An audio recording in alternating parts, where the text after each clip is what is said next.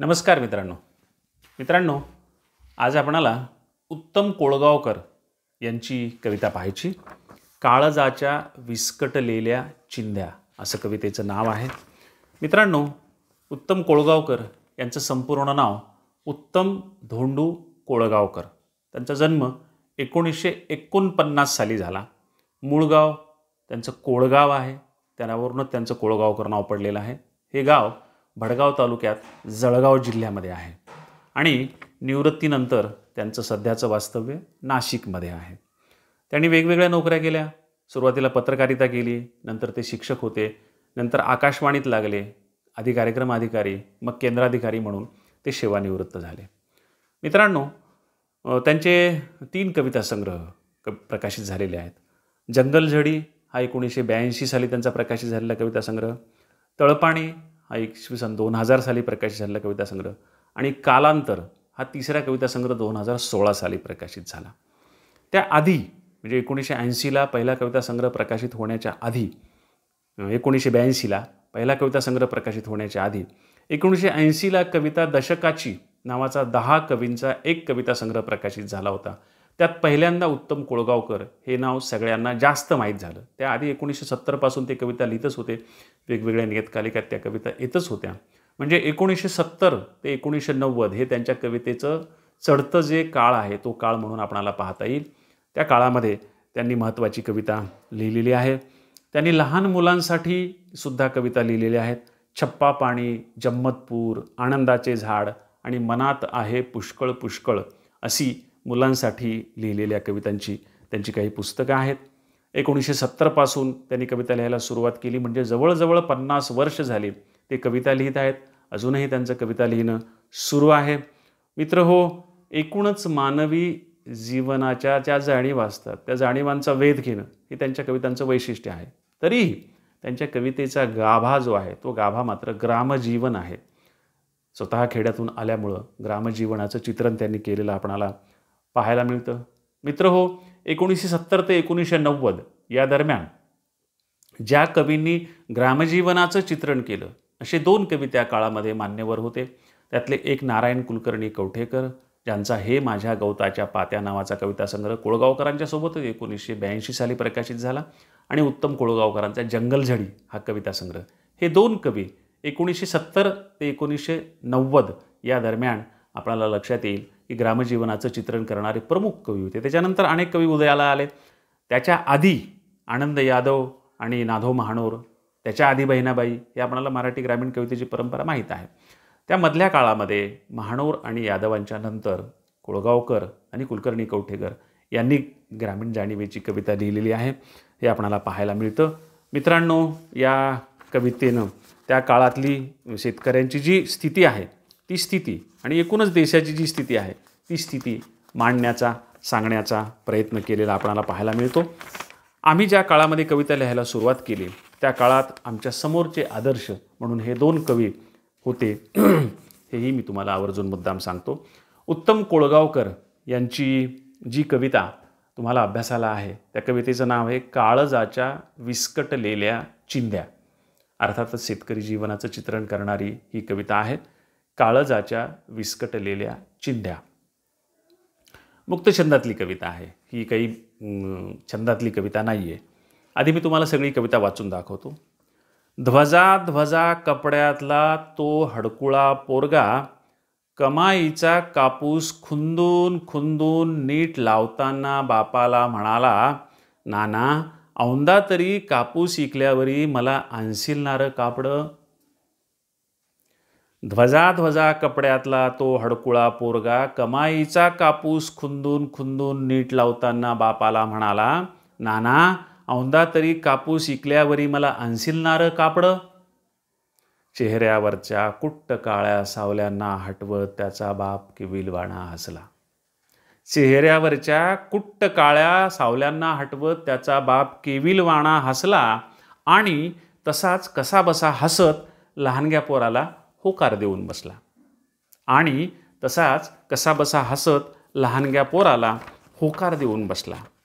त्या दिवशी तालुक्याच्या गावी प्रकाशासारखा लख्ख कापूस विकताना पोरासाठी कपडे आणि तिच्यासाठी तिचं एखादं तरी मोडकं तोडकं स्वप्न विकत घ्यायचं त्यानं ठरवून टाकलं. त्या दिवशी तालुक्याच्या गावी प्रकाशासारखा लख्ख कापूस विकताना पोरासाठी कपडे आणि तिच्यासाठी तिचं एखादं तरी मोडकं तोडकं स्वप्न विकत घ्यायचं त्यानं ठरवून टाकलं. पेमेंट घेऊन तो वळला तर आकस्मिक संकटासारखा घेणेकरी तिथंच उभा. पेमेंट घेऊन तो वळला तर आकस्मिक संकटासारखा घेणेकरी तिथंच उभा. त्याच्या डोळ्यातले काटे पाहून त्यानं त्याच्या हातात आपले हात ओतून दिले. त्याच्या डोळ्यातले काटे पाहून त्यानं त्याच्या हातात आपले हात ओतून दिले. परत येताना तो फक्त काळजाच्या विस्कटलेल्या चिंध्या सांभाळून ठेवल्याशिवाय काहीही करू शकत नव्हता. परत येताना तो फक्त काळजाच्या विस्कटलेल्या चिंध्या सांभाळून ठेवल्याशिवाय काहीही करू शकत नव्हता. आता ही कविता इथं संपलेली आहे. तुमच्या लक्षात येईल की ही जी कविता आहे आणि सगळी जी प्रतिमा आहे ती प्रतिमा तुम्ही कशी लक्षात घेता.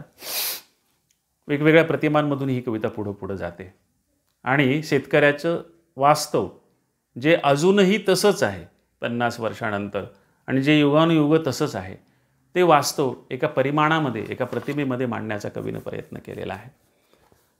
कवितेचं नाव आहे काळजाच्या विस्कटलेल्या चिंध्या. एकूण हे सगळं जे तुमच्या लक्षात येईल की हे प्रतिमा आहे. चिंधी ही प्रतिमा आहे. फाटका कपड्याचा तुकडा त्याला आपण चिंधी म्हणतो.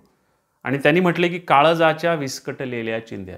जिथं काळजाच्याच विस्कटून चिंध्या झालेल्या आहेत अशा माणसाची व्यथा, अशा शेतकऱ्याची व्यथा, असं दुःख ही कविता मांडते.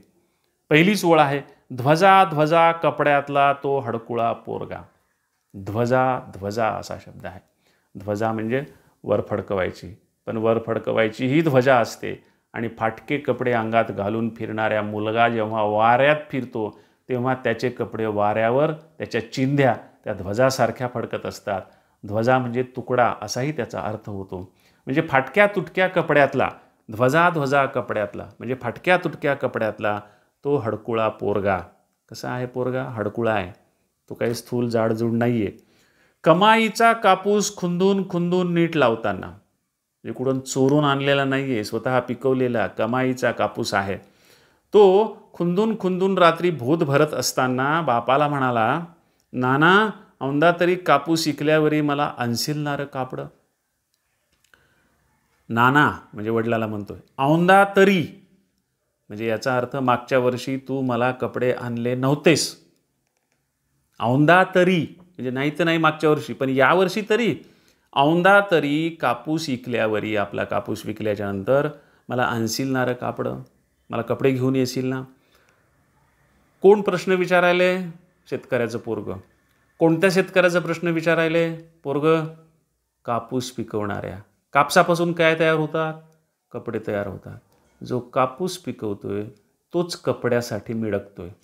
जो कापसाचे भोत खुंदून खुंदून स्वतः कमावलेल्या कापसाचे भोत भरतोय, ज्याच्यापासून पुढं कापड विणलं जाणार आहे, ज्याच्यापासून पुढं कंपन्या श्रीमंत होणार आहेत, कारखाने श्रीमंत होणार आहेत, दुकानदार श्रीमंत होणार आहेत, व्यापारी श्रीमंत होणार आहेत, सावकार श्रीमंत होणार आहेत. आणि जो पिकवतोय कपडा त्यालाच कापूस त्यालाच कपडे मिळत नाहीत. त्यालाच प्रश्न पडतोय की मागच्या वर्षी नाही तर नाही, यंदा तरी आपणाला कपडे मिळतील काय. ध्वजा ध्वजा कपड्यातला तो हडकुळा पोरगा कमाईचा कापूस खुंदून खुंदून नीट लावताना बापाला म्हणाला, नाना औंदा तरी कापूस इकल्यावरी मला आणशीलणारं कापडं. इथं पहिला तुकडा संपला. दुसऱ्या 4 ओळीच्या तुकड्यात कवीनं बापाचं म्हणणं सांगितलेलं आहे. चेहऱ्यावरच्या कुट्ट काळ्या सावल्यांना हटवत त्याचा बाप केविलवाणा हसला. पोरानं प्रश्न विचारला आहे की आता कापूस विकल्यावर तरी मला कपडे घेशील ना. त्याला उत्तर देताना बापानं चेहऱ्यावरच्या कुट्ट काळ्या सावल्यांना हटवत, संकट होती, हे कापड विकल्याच्या नंतर, हा कापूस विकल्याच्या नंतर येणाऱ्या पैशाच्या अनेक, त्याला काय म्हणू आपण की कुट्ट काळ्या सावल्या, कुठं कुठं जाणार आहेत पैसे, कोणाकोणाची उष्णी उधारी घेतलेली आहे.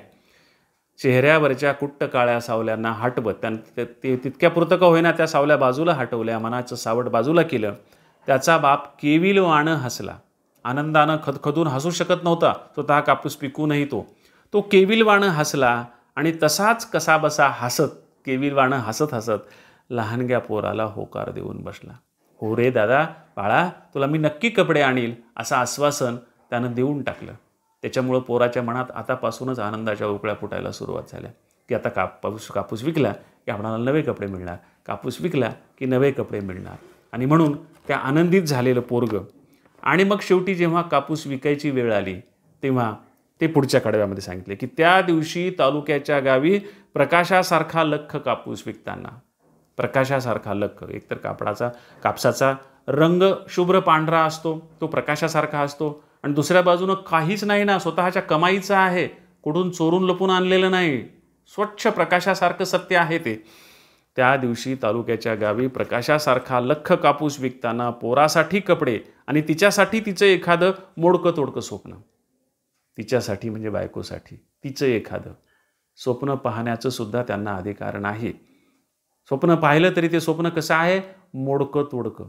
तिचं एखादं मोडकं तोडकं स्वप्न विकत घ्यायचं त्यानं ठरवून टाकलं की यावेळेस मात्र नक्की बायकोला एखादं तिचं मोडकं तोडकं स्वप्न काय असेल तर ते सुद्धा एखादी धडसी साडी आपल्या अंगावर असावी, हे तिचं मोडकं तोडकं स्वप्न.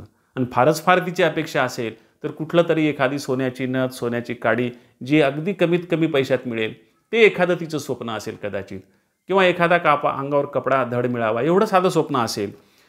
आणि तिच्यासाठी तिचं एखादं तरी मोडकं तोडकं स्वप्न विकत घ्यायचं त्यानं ठरवून टाकलं की त्यानं निश्चय केला की यावर्षी नाही आपण मुलांना वाऱ्यावर सोडायचं, नाही आपण बायकोला वाऱ्यावर सोडायचं, यावेळेस नक्की आपण त्यांच्यासाठी छानपैकी कपडे घ्यायचे.